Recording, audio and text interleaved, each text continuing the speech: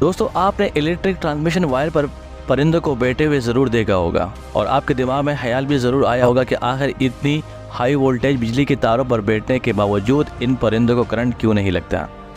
क्योंकि हम सब ये जानते हैं कि ट्रांसमिशन वायर कितने ख़तरनाक होते हैं।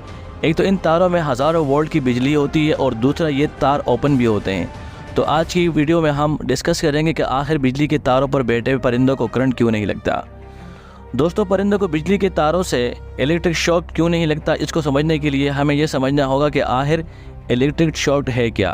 सबसे पहले मैं हूं फजल मलिक ऑफिशियल 92 से। दोस्तों, इलेक्ट्रिक शॉक बेसिकली इस फेनोमेना को कहते हैं कि जब हमारी बॉडी से करंट फ्लो करने लगता है, पहले हमारे जिस्म के बहुत सारे आज़ाद डैमेज होने लगते हैं। कुछ कंडीशन में बिजली के करंट से अमवात भी हो जाती है, लेकिन करंट लगने के लिए दो क्राइटेरिया मैच होने चाहिए। पहले ये कि इलेक्ट्रिक शॉक तब लगता है जब कोई बॉडी इलेक्ट्रिसिटी को अपने से होकर गुजरने दे, यानी कि वो बॉडी को इलेक्ट्रिसिटी के लिए एक कंडक्टर का काम करे। दूसरा क्राइटेरिया ये है कि पोटेंशियल डिफरेंस, यानी कि बॉडी और इलेक्ट्रिक सोर्स के बीच पोटेंशियल डिफरेंस का होना बहुत ज़रूरी है।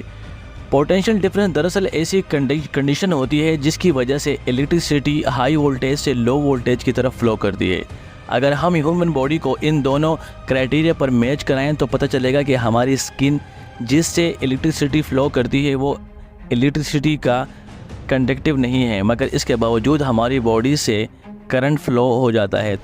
तो दोस्तों, दूसरा रीज़न ये है कि हमारी स्किन में स्वेट ग्लैंड्स होते हैं जिसमें पसीना हमेशा मौजूद होता है और इस स्वेट में पसीने में कई आयरन मौजूद होते हैं।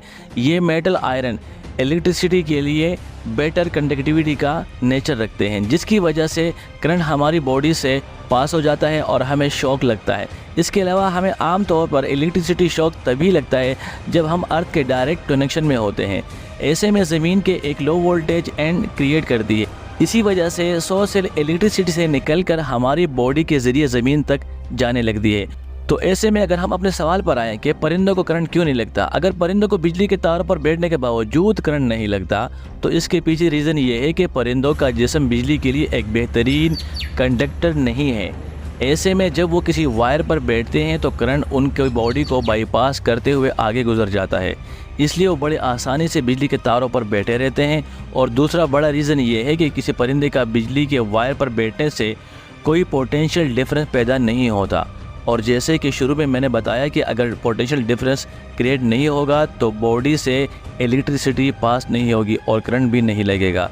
तो दोस्तों, यही दो वजह हैं कि हाई वोल्टेज बिजली के तौर पर बैठे हुए परिंदों को इलेक्ट्रिसिटी शॉर्ट नहीं लगता और ये सेफ़ होते हैं। दोस्तों, उम्मीद करता हूँ ये रीज़न कि आपने अक्सर देखते हैं कि परिंदों तारों पर बैठे होते हैं लेकिन उसको करंट नहीं लगता, ये रीज़न आपको क्लियर हो चुकी होगी। उम्मीद करता हूँ आज की वीडियो आपको पसंद आई होगी। कल दोबारा मिलते हैं एक नए टॉपिक, एक नए मौजू के साथ। जब तक के लिए अल्लाह निगहबान।